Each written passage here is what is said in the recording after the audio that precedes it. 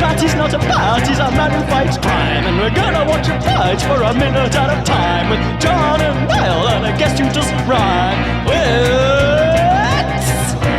Bat Minutes!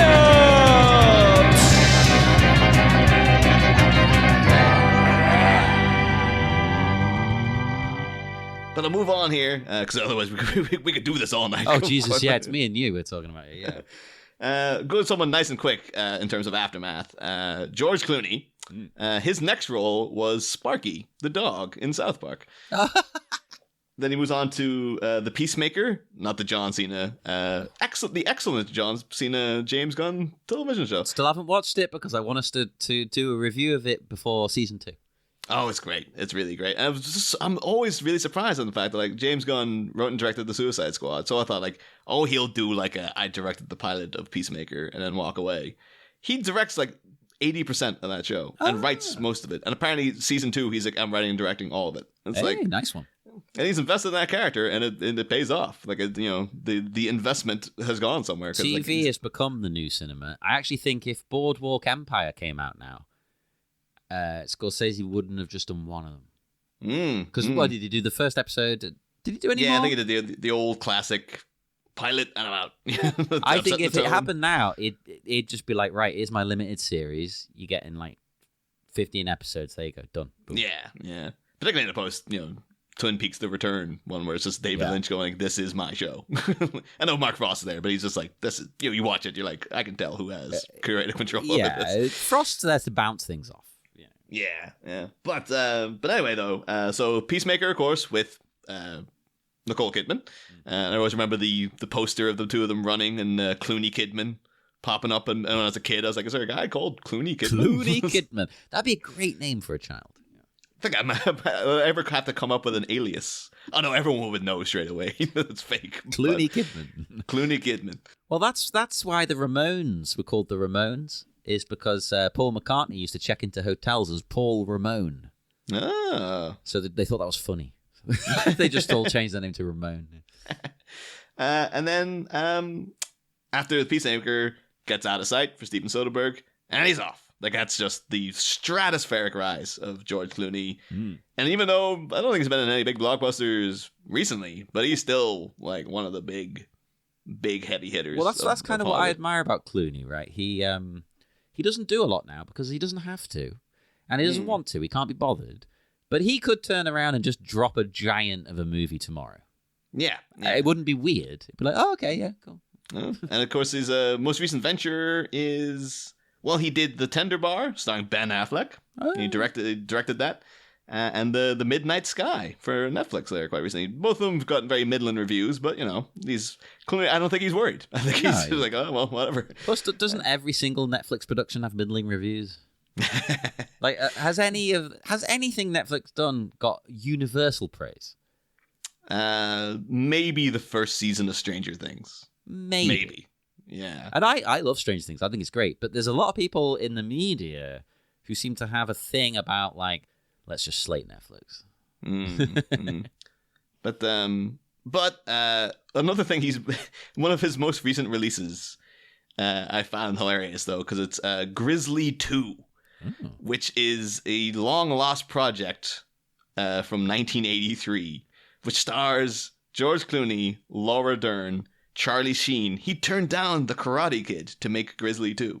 What? And Louise Fletcher, who, of course, was One Flew Over the Cuckoo's Nest with Jack Nicholson, Nurse Ratched.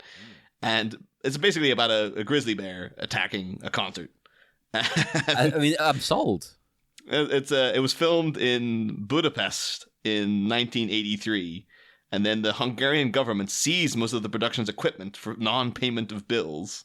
Post-production then was never completed until, in 1987, the Canon Group, they stepped in and tried to finish it. But of course, by 1987, Canon itself was in a lot of financial trouble. So that company completely folded, never got done. And then basically, It says here as well, like the day after Clooney, Dern, Charlie Sheen arrived in Hungary to start filming, the producer told the fellow producer that there was no money left to make the movie. He took off half an hour later, leaving 300 people on the set. The other producer kept this to herself, desperately looking for any way to keep the film moving ahead. Oh my God. And luckily, a Japanese investor showed up to put enough money in to continue making the film, but, to not actually distribute it or bring it out in any way, Wait, shape, so or it's form. finally out? Yeah, apparently in early 2020, it was announced that the producer Susan Nagy had finally completed the movie. It's one of George Clooney's most recent releases is Grizzly 2: The Revenge. Oh my God! Right, we are watching this. We're watching. What's that ninja one I got? The New York Ninja. We're going to watch New York Ninja and this. We're going to have a double bill when I haven't got COVID, like I do at the minute. The quicker you go through, Clooney's lowest rated movie, I was quite shocked to see, Return of the Killer Tomatoes. Not surprised that it's his lowest rated movie. I'm just surprised it's at 0%. I adore that film. That's a very goofy comedy. It gets 20% just for FT. And his highest rated thing is something called Failsafe, which was a TV movie he did in early 2000s. Oh, I wouldn't have guessed that. No wonder you didn't ask me to guess. Oh, yeah, no, you never would have got that. I would never have. I'd have said, "Oh, brother, where art thou?" or something. Yeah. But you look it up, it's the same plot line as Doctor Strangelove, just played completely straight. So much so that the author of the book that Doctor Strangelove is based on sued the writer of the book that Failsafe is, because it's just like that's just the same exact plot line.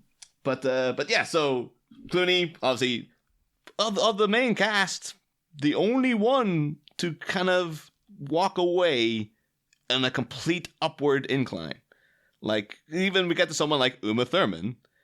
Uma's, household name, massive, actress, and we know her now. It's like, oh, she's very, very successful. But the aftermath of Batman and Robin is a little bit dicey for her, because this comes out. Her immediate next movie is Gattaca, which I don't like, but I know is considered a bit of a classic to some people. I like it, but I kind of have a caveat there. I had to watch it at school. They put it on... What class was it in?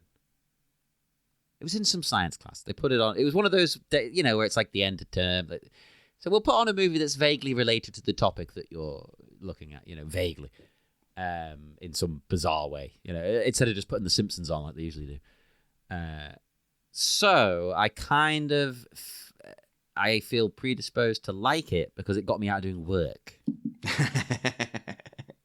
I don't know why it just never clicked with me, Gattaca. But I know some people who were like, "Oh, it's amazing! It's like such an intelligent movie." And I'm like, I remember liking it, but I haven't seen it in a long time. It just always left me very sort of like, just very cold. But maybe that was intentional. I was going to say, I get the vibe. It's a cold movie. So there you go. We were thinking the same thing. Which works for people, doesn't work for people. Yeah. Followed that with played Fantine in a production of Les Mis, which of course that role will be taken over by Anne Hathaway way down the line as well. And then the next summer, The Avengers. But the UK Avengers, the reboot with Ralph Fiennes, which was another big, much ballyhooed summer blockbuster that was a complete and utter disaster. And you know what? I've never seen it. I watched it for this. We talked about it way earlier in the season, and it's not good. It's not. Oh, does it not? Is it not like a misunderstood kind of? No. It's just it's. I think there is potentially misunderstood humor in it. It's just that it's the same joke over and over and over and over again. That's a shame. But then Uma, unfortunately, she's no stranger to the bottom rung of Rotten Tomatoes. No, she's done some of the greatest films and some of the worst films, hasn't she? Yeah. Of course, then you should, not to leave her like down and out there.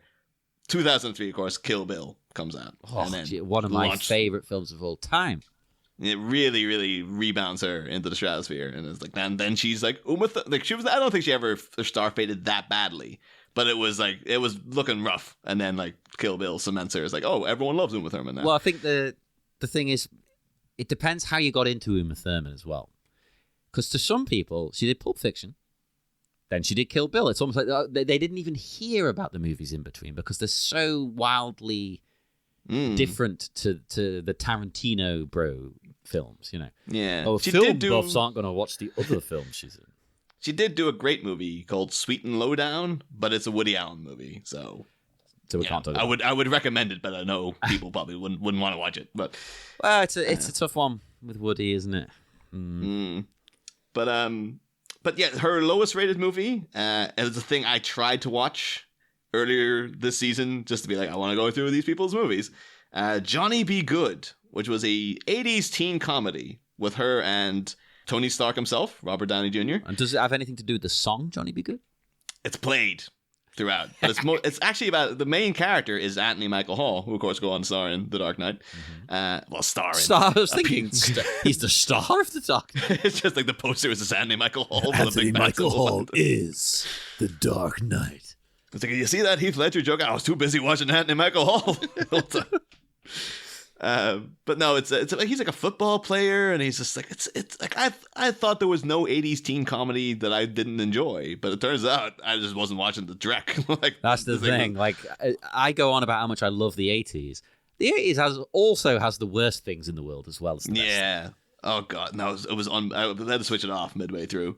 The only kind of little like, oh, that was kind of funny is that at one point Uma has to go and work in a burger joint, and she's wearing a little paper hat. And it looks exactly like the little paper hat that her daughter has to wear in Stranger Things. Like when she has a little Ahoy hat. And I remember putting up a meme of just like Uma and Maya Hawke and that famous picture of her. And did she like it? No. Oh. But I think I got some likes on the listeners' game. But that's about the extent of it.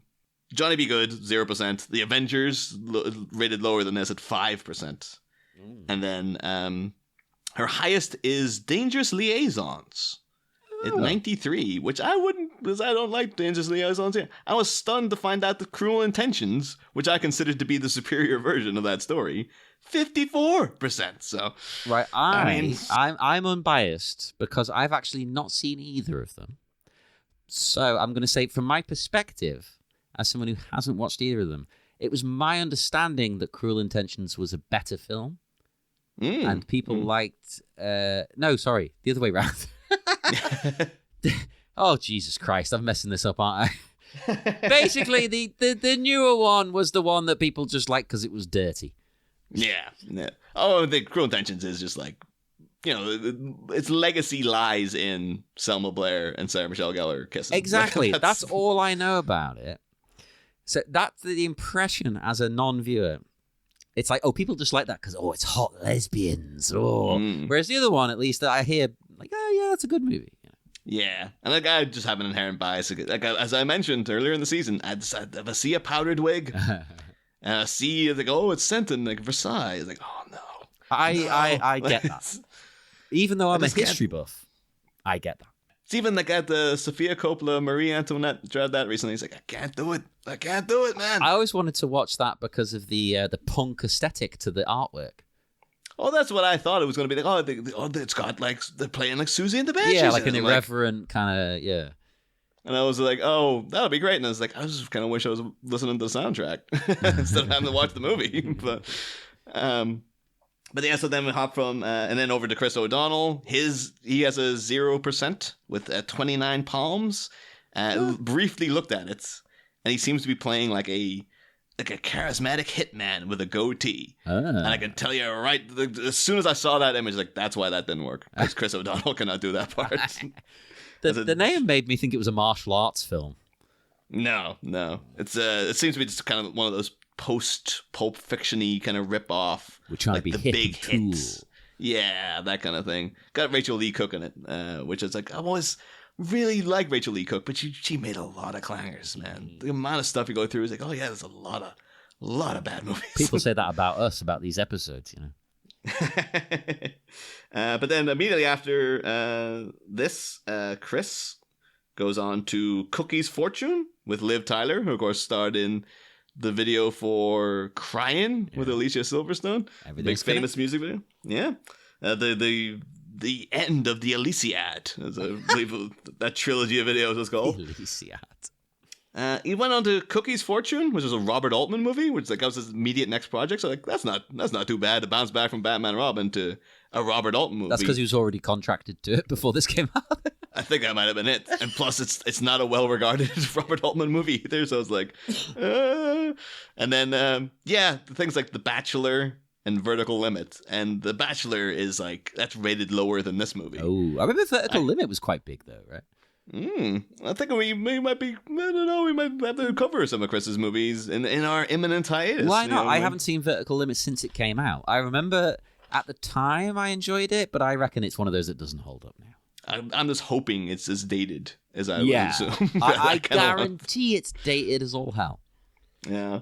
But then his highest rated movie is Kinsey, starring one Liam Neeson. I was gonna say a mere 90%. That's still pretty good. But I've heard of that. I've never seen it. I don't know anything about it.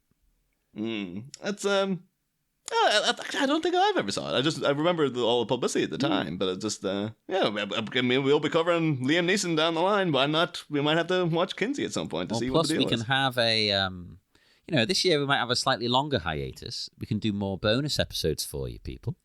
So you might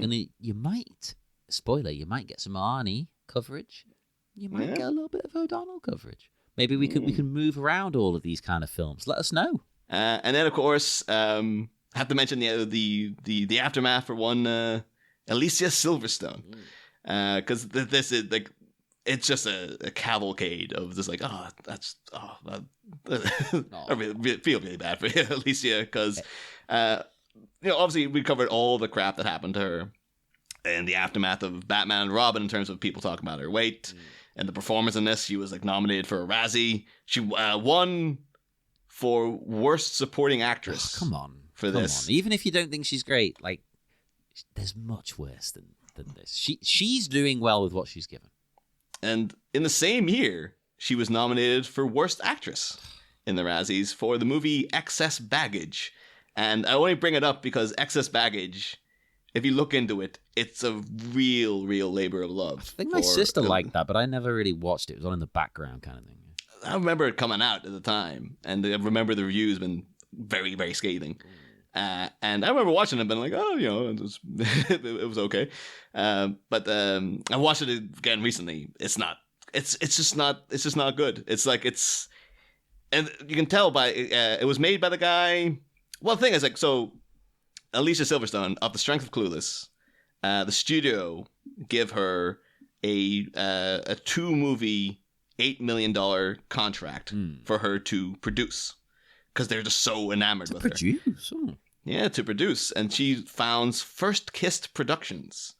And First Kiss Productions has only made 2 things. One is Excess Baggage, and another is a pilot for a TV show called Queen Bee, directed by Danny DeVito. Oh, okay. I'm on board with that. And I've tried looking into it. You can't get any pictures from it. There's no clips. It must have been just like, it was just a failed pilot. It just never got off the ground. And the thing is, it's made in the mid-2000s, and the plot line is like, a once, beloved high school student finds out that people don't like her so much in her mid-20s, and it's like, is this some kind of comment on your career, Alicia, now that the stars faded a little bit? But the thing is, again, with Excess Baggage, so she makes this. She apparently hand-picks the director. She was there for the casting. She chose all the songs in the soundtrack. She was there for she helped out with costuming and stuff. Proper producing. She was insanely hands-on. This was a real labor of love. The script, weirdly enough, I would never have guessed. It was written by Dick Clement and Ian LaFrancis, who are names familiar to me because they made Porridge. Wait, the TV show over here? The Ronnie Barker 70s prison comedy.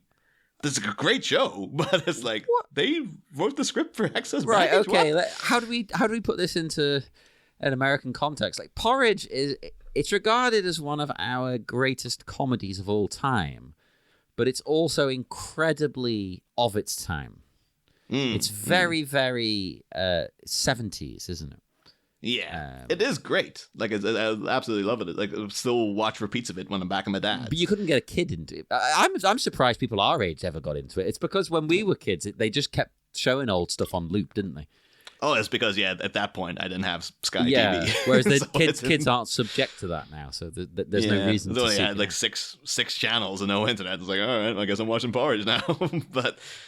but yeah, so I'm assuming maybe it was originally set in England or something, but everything about it is very...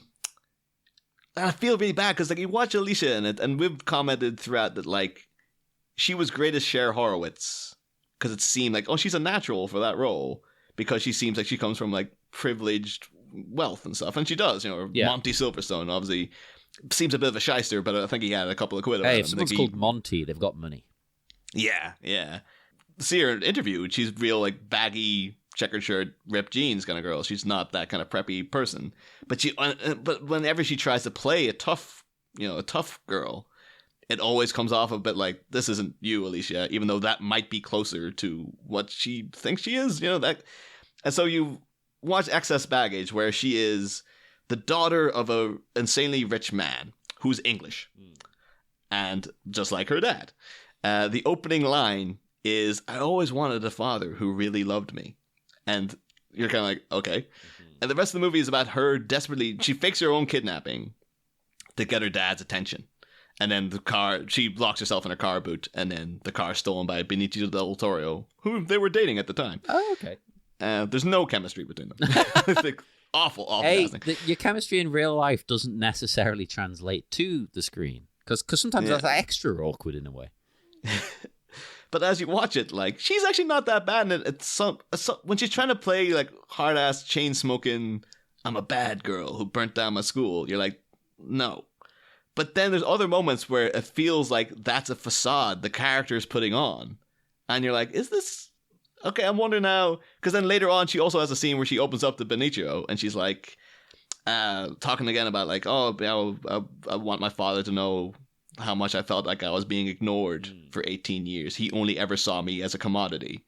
And we know that Monty Silverstone, like, he used to just bring Alicia to the track while he was researching his horse racing book. Yeah. We know he's a guy who jumped from random business venture to business venture. And as soon as she was old enough to go into child modeling, he pushed her into child modeling. And as soon as she was like, maybe I want to be an actress, he dropped everything to do that for her, which could be interpreted as being very supportive, or he's trying to, like, commodify his children, basically. Probably that. And the thing is, he lives in England with his other children, and she lives in LA. So it's, and I could be completely speaking out of turn, but then to watch Excess Baggage and knowing how into it Alicia Silverstone was, and all these little things about the relationship between a rich English father, and her way, like, his, craving attention American daughter.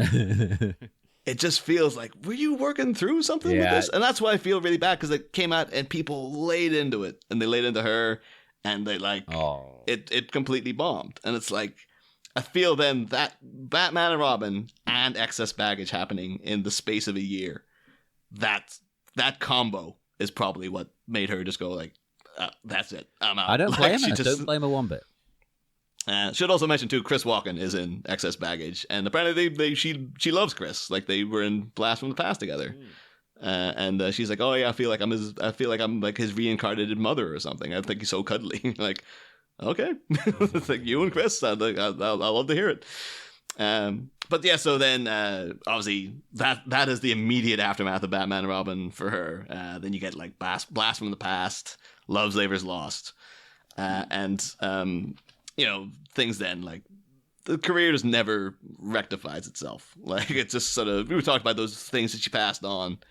Maybe they would have boosted her up again. A lot of it's just, it feels like she just doesn't want to be, I think she's publicly stated she was just going to happy taking a back seat. And it's only now she's more interested in stepping forward again. Her lowest rated movie was prior to this. It was something called True Crime. And you can guess her highest rated one. Is it the obvious? Of course, Scooby-Doo 2 Monsters Island. No, it's Clueless. Is it Clueless? Yeah. See, that seemed too obvious almost. There'll be some contrarian who's like, actually, it's not very good.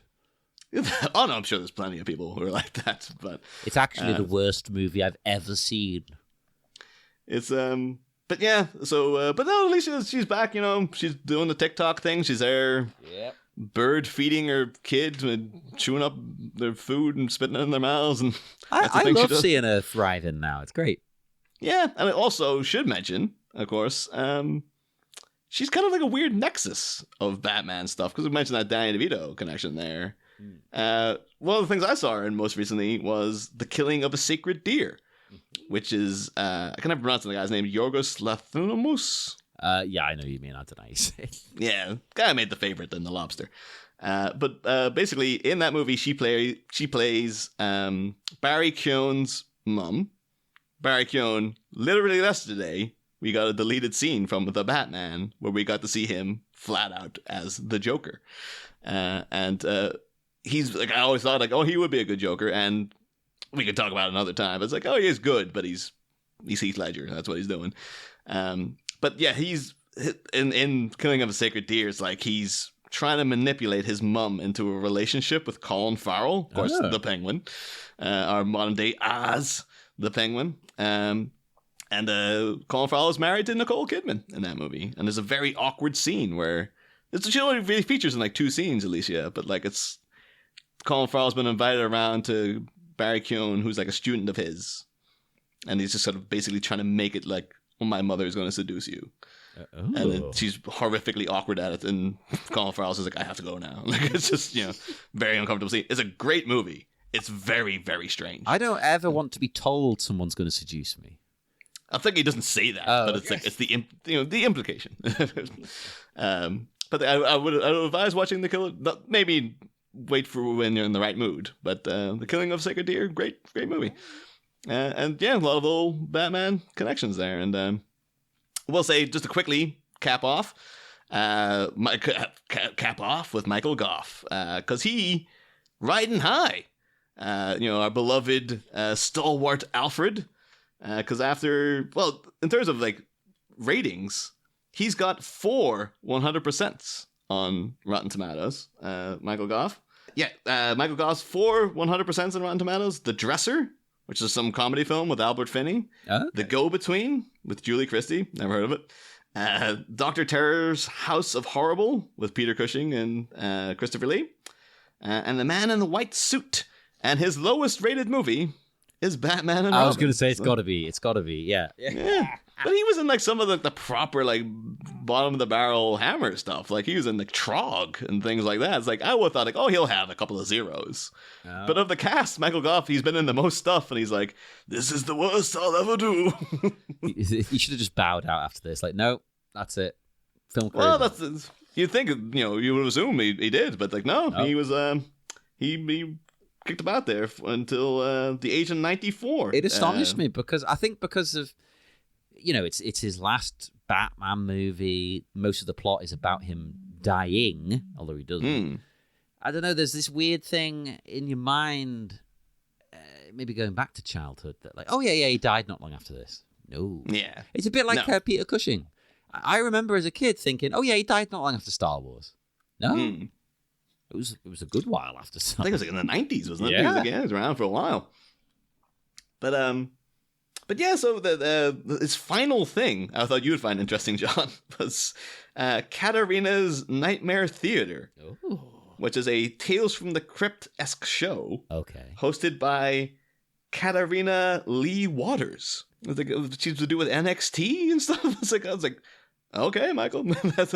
I'm sure he wasn't thinking this will be my last job, but it's like some sort of wrestling-based Tales from the Crypt show. I'm trying to look this up now. Hang on, what was it called again? Katarina's Nightmare Theater. Oh, it's her. Yeah, she was Katarina in TNA. What was her name in WWE? Was it Katie Lee Burchill? I think. Let me see. Yeah, she was Katie Lee Burchill in WWE. She was a really good wrestler who got screwed over by WWE, basically. And then in TNA, she had like a really supernatural kind of gimmick. So it does make sense that someone like her would do it. She's from England as well, which is interesting, despite being big in American wrestling. Yeah, she's from Chelsea. Yeah. She's kind of she's like the poor man's Paige, even though she probably came way before Paige. Yeah, I mean, they teamed her up with the other. This is what they used to do in WWE. They just teamed her up with the other English person because, like, oh, you're both English, so you're a team, and they ruined both of them in one fell swoop because they were playing brother and sister. But the gimmick was like, oh, they kind of fancy each other. Yeah, great. That really helped them. And then they turned the guy into a pirate instead, and he was just Jack Sparrow. It was literally, he just wore Jack Sparrow's entire look. He swung to the ring on a rope. You're like, okay. I mean, to be fair, that sounds better than it was. I mean, they're wrestling's not above they're just taking a character that everybody already knows and just like, well, Sting is just the Crow. So. Yeah. But yeah, so Michael Goff's next film after this was a British courtroom thing called What Rats Won't Do, has Peter Capaldi in it. Worked again with Tim Burton in Sleepy Hollow, and one of his last big screen roles was in Alice in Wonderland. So Tim kept them close to the vest. He obviously had a great... we know he loved Michael Goff, but Michael Goff loved him, so I was happy to see those two guys reunite after, Batman Returns and the... You betrayed me. You went into Schumacherville, Goff. But hell yeah. And then the final one I have to say, just because, he's gone now, is of course our beloved Joel Schumacher. Man, contentious filmmaker, and we've said a lot about him over 2 movies now. Obviously, got a lot of drug problems back when he was a young man. Started off in the fashion industry, working with Halston. You see that now, played by friggin' Rory Culkin in a Netflix show. Oh, yeah. With starring Ewan McGregor. You only see him in like one episode.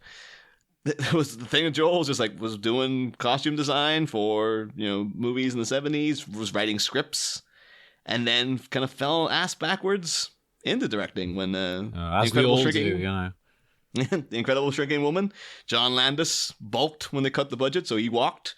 And they're like, Joel, you can do this. And then they're like, okay, I guess I'll try. And then an auteur was born. And of course, Joel Schumacher is, his immediate follow-up to this was 8mm, which is not a good movie. I watched it again quite recently. It's not as hardcore as I remember it. I remember it being very extreme, but I think that might have been just the marketing. Just made it look like it was going to be really rough. It actually didn't live up to that. Okay. Yeah, the only thing I can think about it connecting, and then is it anything like Batman and Robin, is that the main villain is a big burly gimp called Machine, and he's like, he's a bit like Bane. This guy, it's like if you try to play Bane dead seriously, well, this version of Bane. After that, then Flawless, Phantom of the Opera. He's up and down, and he's always maintained. He's like, I was offered big movies after Batman and Robin. It didn't kill my career the way people might assume, but it kind of looks bad. That's the thing.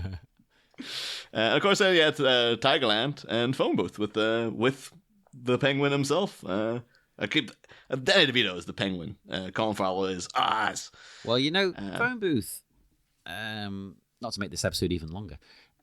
Phone Booth, I think, is one of those that was so big when it came out, but over the years has been forgotten. It's weird. Yeah. But I last watched it, might have been about 5 years ago as of recording, and I thought it was really good still.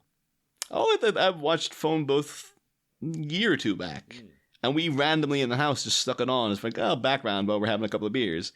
And me and Gary were watching together, and we were properly gripped. It's a really well-made movie. Yeah, I remember it being decent. And everyone loved it, and then it just went away. That's the time for the Phone Booth revival, quite frankly. But yeah, so Joel, then his lowest rated is 3% with something called 12. Is a crime thriller starring 50 Cent. I mean, that says it all. Also has Kiefer Sutherland and Emma Roberts in it. And his highest is not something he directed. And I was surprised. It was a Car Wash. The Richard Pryor, George Carlin comedy. Okay. Let's say George Carlin ended for 5 seconds, but he's on the poster. I've never... That era of comedy I don't really like. I mean, this might be controversial. I don't like Richard Pryor. I don't find him funny. That's it. Full stop. Yep, I don't like him. Statement is over. I don't really like any comedians from then. I never really found a lot of shows or movies then funny. Like I never liked Taxi. Oh no, I love Taxi. No, I only like. I was gonna let it slide, but now you said that. Anything from that era, I'm like, okay, it's not my. I don't get it. I don't get it. Yeah, I think Car Wash is I'll fondly remember because I had it was the dude with the car wash song. And look at the car wash, whoa, whoa, whoa. But yeah, that's his highest rated thing he's associated with. It was Car Wash. I was like, oh, like Falling Down? Didn't get it there, but okay. Yeah, but Falling Down's a bit more niche, I guess, isn't it? Like a lot. Falling Down looks and sounds like it's going to be more brutal than it is. But of course, yeah, Joel, one of the last few things he made was Trespass, which sounds like a terrible political thing with Nicole Kidman. And 2 episodes of House of Cards. One of those last credits. Now can't talk about that either. Yeah. Of course, tragically it happened within the lifetime of this show. We had to cover it live not live as it happened, but like we were on the day it happened. scene. Yeah, but tragically, yeah, Joel, and June 22nd, 2020. So Two-Face would be happy. Yeah, tragically died of cancer. So it's and it was 84. So good innings, as we say here. Yeah, and yeah, I mean, like I just think Joel Schumacher. Yeah, I had a great time from throughout these last 2 seasons. Like he seems like such a lovely man. Like we only had that one story against him. Everything else was just like he just seems like the sweetest guy in the world to work for. When he's doing crazy stuff, nobody has a negative word. It's just like, yeah, okay, he's going around sleeping with everyone. Who cares? It's like, yeah, it's consensual. Fine. Whatever. Like Hollywood now is just troubled by like this lot more anxiety there because people just aren't having as much sex as they were when Joel Schumacher was just traipsing through the neighborhoods. But yeah, Hollywood is vastly underserved. We're gonna have to move there, Niall, to help out. But I'm sorry to keep you so long, too, John, knowing that you're actively ill at the minute. But hey, like, it's okay. Last episode, last of this era, because it's like. That's the end of Schumacherville. Well, that's why we're letting this go long, and you're only getting 2 episodes this week, people. So consider it a bonus.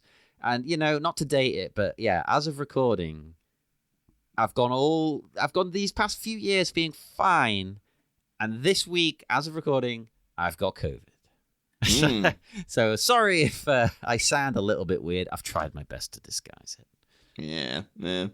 But it's, But yeah, so that was the end of Schumacherville. That was the end of the original, I'll say the original Batman quadrilogy. It's the end of this 90s set. Yeah. And the end of our original idea. The idea we came up with all those years ago when we heard Star Wars Minute and we're like, we could do that, I guess. Maybe. We've never done anything like it, but let's do it. Yeah. And here we are. And then been like, someone's bound to have done Batman, right? Like, no. Like, you serious? No one's doing Batman. I guess we better do it then. No one else is doing it. Yeah, and as we said, we are going to continue.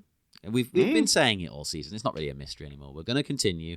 Might take a bit of a longer break, do a few other things, bonus episodes, etc. And the other insanely stupid show I came up with. But it's coming back, baby. You're getting your Batman. We ain't going anywhere. Oh, yeah. Going to be a little sidestep. The plan at the minute is not to go straight into Begins, but do a little mini-season. Down probably way late this year because it's only the movie's only like 70-odd minutes long, but could probably step in to do Mask of the Phantasm, which will, great Batman movie, one of the best, but it also functions as a sort of ode to animated Batman in general. So, and it rounds out the 90s. Yeah, it was a theatrically released Batman film in the 90s.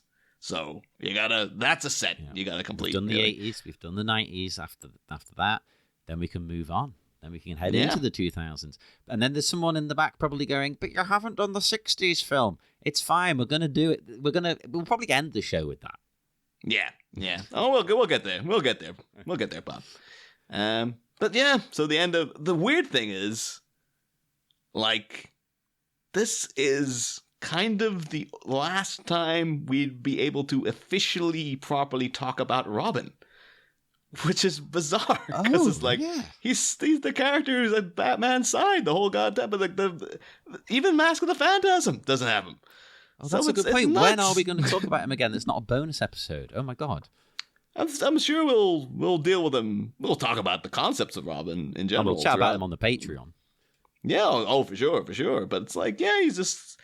And the thing, currently, the world is crying out for... I feel now is the time you got to bring Robin back. And it feels so strange saying that with the Batman being out, which looks like this is the most ultimate edgelord Batman. Oh. But if you watch that movie, at the end of it, he's got a whole arc where he realizes that he has to be this symbol of hope. So you put Robin in the next one. It feels like, and because Robin's like, you'd have to be a complete nut job to have a little kid run around with you. And the big thing I was taken away as I was watching Pattinson. I was like, I love this guy, but also he seems deranged. Yeah. There's something not right about him. He seems like he would be nuts enough to be like, I'm a symbol of hope. I got this kid with me now. Should also mention too, Uma Thurman was in a movie Bella Me. Other thing we never mentioned the whole season. Also stars Robert Pattinson and Kristen Scott Thomas, who we talked about in Under the Cherry Moon, and Christina Ricci, of course, one of Tim Burton's go-to ladies. But yeah. I really, and Robert Pattinson himself has said he wants to do Robin, although Robert Pattinson is very weird in interviews. Oh, he just makes crap up all the time. It's great. Yeah, he's a great interview, but it's just like, are you serious? But I hope he is, and I hope that Matt Reeves is the kind of guy who's like, yeah, I'll bring in a Robin. Well, that seems fair. Matt Reeves, if you have a Robin, now is the time. Now is totally, we got a Batgirl movie. A Batgirl movie to herself coming. Mm-hmm. And Robin still ain't got... What's happening here? This is crazy. Don't blame Chris O'Donnell for that. He did his best. He tried. That was with all the Batman and Robin got nominated for 11 Razzies. And Clooney didn't get a nod. He's the worst actor in the film. Everyone else did. Like, Uma got one. Arnie got one. Alicia won. Chris O'Donnell got one. Clooney gets away. It's like, what? He's the worst of the bunch. Like, what the hell, man? He's the one who's not trying. Yeah, everyone else, like Arnie knows what he's doing. Uma knows what she's doing. Chris O'Donnell's doing fine work with the material. Like, this is what they gave him. He's giving so it what a do you go. want him to do? Yeah. Yeah, Alicia's like, she's not that bad. Come on. Like, it's... Oh, the Razzies. And we love Clooney. We don't want to diss Clooney. He's just not good in this. And he himself will tell you he's not good in this. So, but yes, of course. So, my final thoughts... movie done, episode long. Batman and Robin, great idea. Please bring back Robin into the movies, the world. It feels now like we've, as a society, have moved to a point of like, where like Dark Loner Batman is the way to go. To now, like, let's progress the character. Like, move him out of that little rut that he's in. Like, so remember the Darwin Cook panel? Where he's talking about, like, Batman's talking to Superman. That's why I thought you said Dane Cook. That's Dane Cook. But that was like from New Frontier. There's a bit where Superman meets Robin for the first time. And he's just like, what's the deal with the kid? And Batman's just like, I'm supposed to frighten criminals, not children. Me and Robin, we're just two lost souls who found each other. And it's just like, he's just he's still dark, morose Batman, but he's like, got this excited little kid with him. He's just like, okay, kid, calm down. Like, he's got a fatherly vibe to him and stuff. And it's like, there it is. Like, that's we can do it again. We have the technology to make this work. So, but yeah, so bring Robin back. We will be back sometime way, like, not, probably like near the end of the year, I'd imagine. Yeah, but like, we'll have bonus stuff for you. So do keep on top of our social media. Facebook, the Batminute Listeners Cave. Twitter, @Batminute. Instagram, the Batminute. What else? Patreon. Look us up there, Sleepy Charlie Media. Go to our TeePublic to help us keep things going while we're not putting out as many episodes. So that's the Sleepy Charlie Media TeePublic page. And we will, in the meantime as well, we will have started Miami Minutes by the time you hear whatever comes after this. Anyway, because it's going to be weekly, so it's not a lot of work.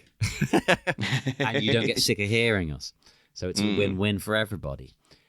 Check all of that out. And we will head off into the dark, dark night. Out into the city. A city of justice.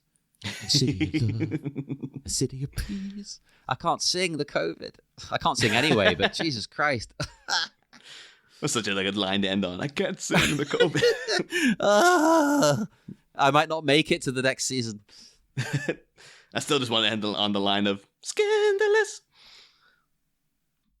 Next season.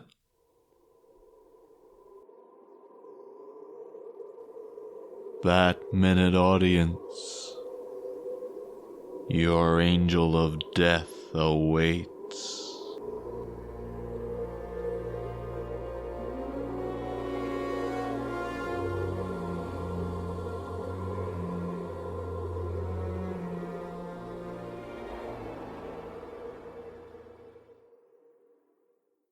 We'll be back.